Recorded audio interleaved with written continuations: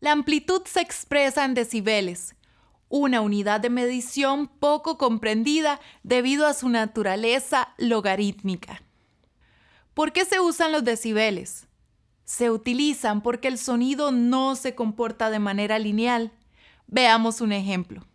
Contamos con una receta de cocina para 4 porciones que incluya 125 mililitros de leche. Si deseamos cocinar 8 porciones, simplemente utilizamos el doble de leche, 250 mililitros. Sin embargo, para duplicar el volumen percibido de un sonido no basta con duplicar su magnitud. Por ejemplo, para que el oído humano sea capaz de percibir un cambio mínimo en el volumen, la potencia aplicada a un amplificador debe aumentar un 26%. Apliquemos cifras a este ejemplo. Si la potencia aplicada a un amplificador es de 1 watt, sería necesario aumentarla a 1,26 watt para que percibamos un volumen levemente más alto. De manera similar, una potencia de 100 watts debe ser aumentada a 126 watts para percibir una mínima diferencia de nivel.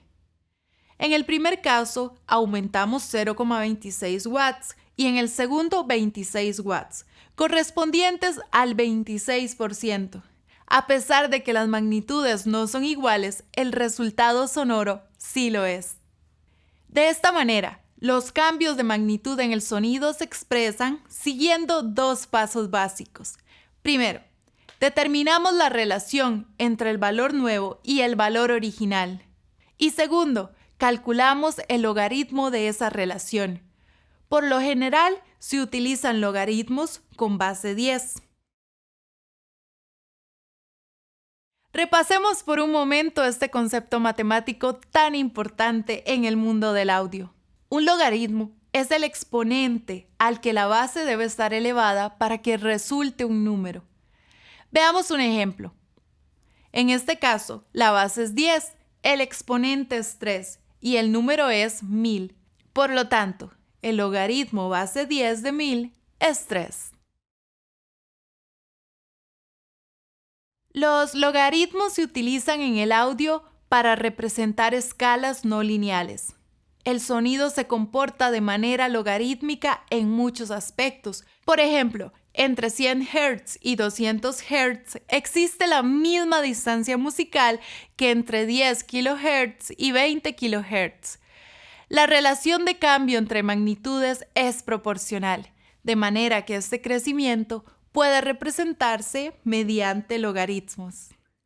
Veamos otro ejemplo aplicado directamente a decibeles. Un aumento de 6 decibeles siempre representa una duplicación de la amplitud.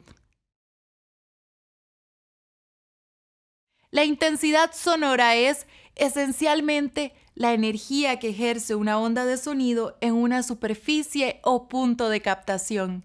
En este contexto, el decibel expresa cambios en cualquier magnitud y funciona para el sonido porque permite expresar cambios logarítmicos de forma lineal. No entraremos en detalles matemáticos, pero es importante comprender que existen diferentes tipos de decibeles calculados según valores de referencia relacionados con su contexto. Decibel SPL. Expresa cambios de presión acústica con respecto a un valor de referencia de 20 micropascales. dBV. Expresa cambios de voltaje con respecto a un valor de referencia de 1 voltio. dBu. Expresa cambios de voltaje con respecto a un valor de referencia de 0,775 voltios.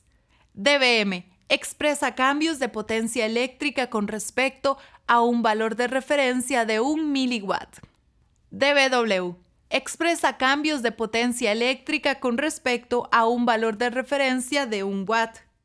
Así, los decibeles se utilizan para expresar las modificaciones de amplitud que suceden a través de los sistemas de audio cuando el sonido se manifiesta en los dominios acústico y eléctrico.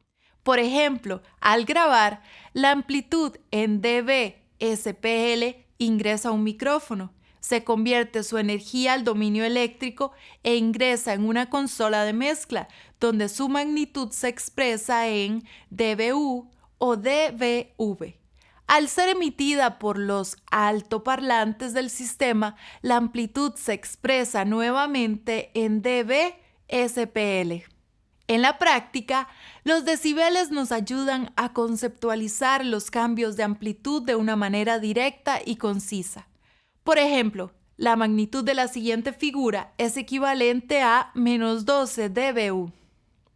De esta manera, la comprensión de los principios técnicos y matemáticos detrás de los decibeles ayuda al productor musical a comprender mejor las herramientas de trabajo y a comunicarse mejor con su equipo de producción.